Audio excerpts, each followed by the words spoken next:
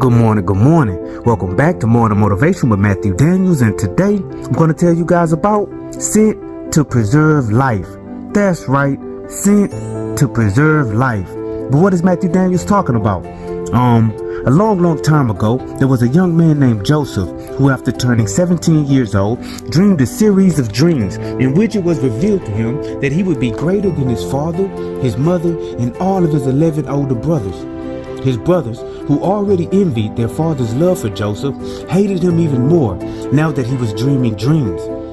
These 11 brothers hated Joseph so much that they conspired to sell him into slavery, and to cover their wickedness, they dipped his coat of many colors in animals' blood and lied to their father about what happened. The young man was in turn sold again to an Egyptian who worked in Pharaoh's guard.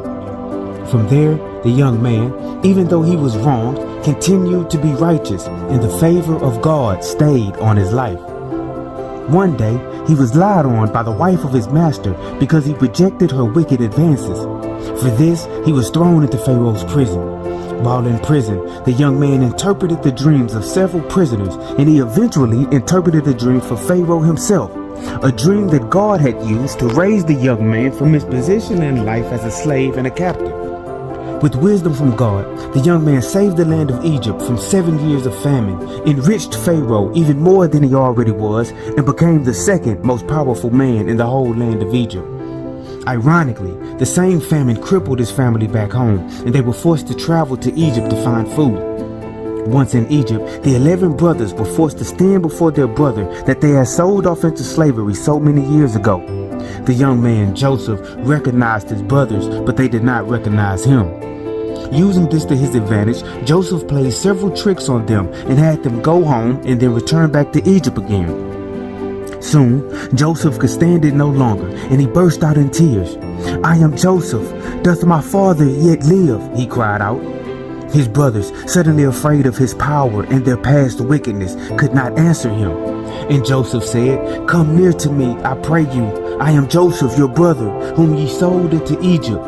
Now, therefore, be not grieved, nor angry with yourselves, that ye sold me hither. For God did send me before you to preserve life." And in that moment, Joseph's dreams were his reality. And so, the morning motivation of today is sent to preserve life. We all want a mission in life, a purpose, a goal, a journey to take. And most of us genuinely want to succeed so that we can help those around us. Indeed, it is a noble cause, being sent to preserve life. But there are no guarantees where you might get sent. It may be hard, it may be long, it may be steep, it may be wide. It may break you down or build you up, leave you for dead or forge you into steel. Sometimes, family, you must be prepared to dig deep and walk through the valley of the shadow of death, if there's a chance that when it's all over, you were being sent to preserve life. And I know that you can do this. Why? Because you are awesome, you are amazing, you are wonderful, and you are great. And you are going to change the world. I just hope I'm still alive to see it, family. I'm out. Good morning.